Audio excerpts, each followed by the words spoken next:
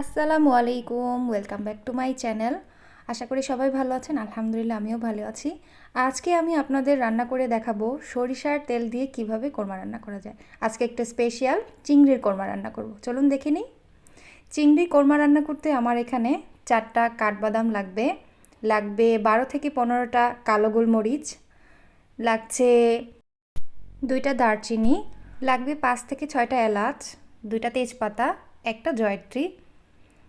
এখন যেই মশলাগুলো আমি বেটে নেব সেগুলো হচ্ছে জিরা, গোলমরিচ, বাদাম, জয়ত্রী। আর এখানে আমি 7 থেকে 8টা চিংড়ি মাছ নিয়েছি। খুব একই সাইজের চিংড়ি মাছগুলো নিয়েছি। এখন মাছগুলোকে আমি লবণ দিয়ে ম্যারিনেট করে রেখে দেব। এই ফাঁকে বাটা মশলাগুলো দেখে নেই। 2 টেবিল চামচ আদা বাটা, 3 টেবিল চামচ পেঁয়াজ বাটা, আর যে মশলাগুলো দেখিয়েছি ওগুলো। চুলায় প্যান বসিয়ে দিয়েছি, গরম হয়ে গিয়েছে। এখন দিয়ে দিব সরিষার তেল। আমি পুরো রান্নাটাই সরিষার তেল দিয়ে করব। সরিষার তেল দিয়ে করার একটাই কারণ হচ্ছে রান্নার যে রেগুলার সয়াবিন অয়েলটা থাকে ওটা আমাদের শরীরের জন্য খুবই ক্ষতিকর। তাই চিন্তা করলাম নতুন কিছু দেওয়ার জন্য। এই জন্যই সরিষার তেল দিয়ে আমার এটা করা। এটা খেতেও খুব টেস্টি, আপনারা বাসায় ট্রাই করে দেখবেন। আমি এখন চিংড়ি মাছগুলো উল্টে পাল্টে ভেজে নিচ্ছি। চিংড়ি মাছগুলো ভাজা প্রায় হয়ে গেছে, এখন উঠিয়ে নিব। আমি অবশিষ্ট তেলটাই ইউজ করব। অবশিষ্ট তেলটার মধ্যে আমি 1 কাপ পরিমাণ পেঁয়াজ কুচি দিয়ে দিলাম। পেঁয়াজটাকে এখন আমি খুব ভালো করে বাদামি রং করে ভেজে নিব। আপনারা বাসায় অবশ্যই ট্রাই করবেন। রান্নাটা খেতে কিন্তু খুব মজা হয়েছিল। সবচেয়ে মজার বিষয় হলো আমি বাসায় কাউকে বলিনি আমি সরিষার তেল দিয়ে রান্না করেছি। খাওয়ার পরে সবার এক্সপ্রেশন ছিল খুবই ভালো।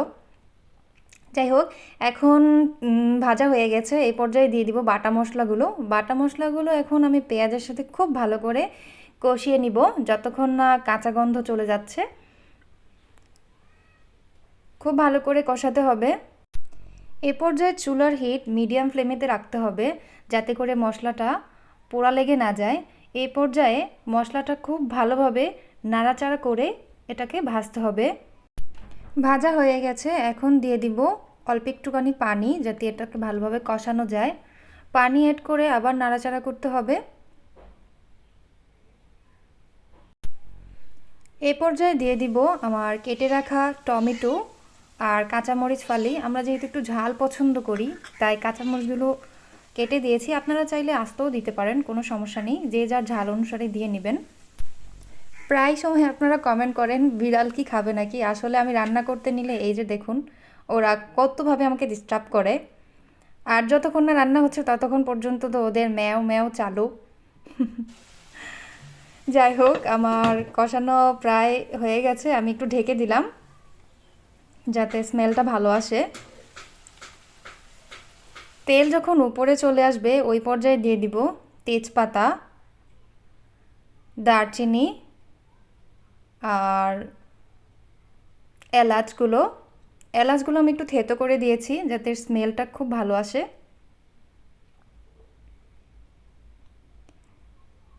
এই পর্যায়ে দিয়ে দিব আমি 1 টেবিল চামচ পরিমাণ লেবুর রস।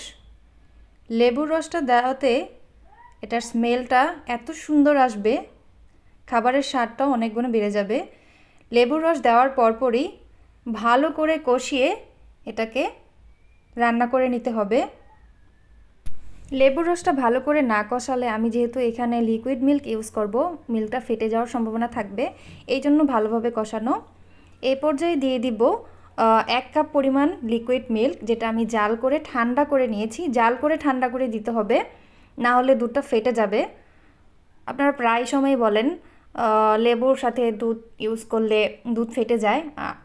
এই ট্রিকে যদি আপনারা ইউজ করেন তাহলে দুধটা ফাটবে না আর কারিটা খেতেও খুব ভালো লাগবে। এই পর্যায়ে দিয়ে দিব পরিমাণ মতো লবণ। লবণ দেওয়ার পরপরই আমি চিংড়ি মাছগুলো দিয়ে দিব।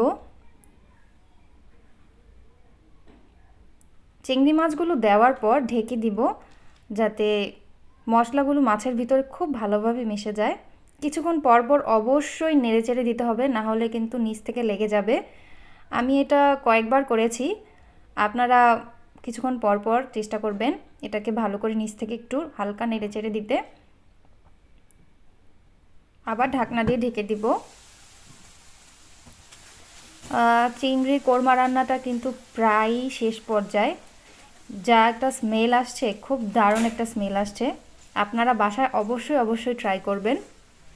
আমার রান্না যদি ভালো লেগে থাকে আমার চ্যানেলটাকে সাবস্ক্রাইব করবেন, পাশে থাকা বেল আইকনে ক্লিক করে রাখবেন যাতে আমি কোনো ভিডিও দেওয়ার সাথে সাথে আপনারা তা পেয়ে যান। ভিডিও কেমন লেগেছে সবাই জানাবেন, কমেন্ট বক্সে জানাতে ভুলবেন না। আর বাসায় ট্রাই করে আমাকে অবশ্যই কমেন্ট বক্সে লিখে জানাবেন খেতে কেমন হয়েছে। সবার কাছে লাস্ট এটাই অনুরোধ থাকবে, আমার চ্যানেলটাকে প্লিজ সাবস্ক্রাইব করবেন।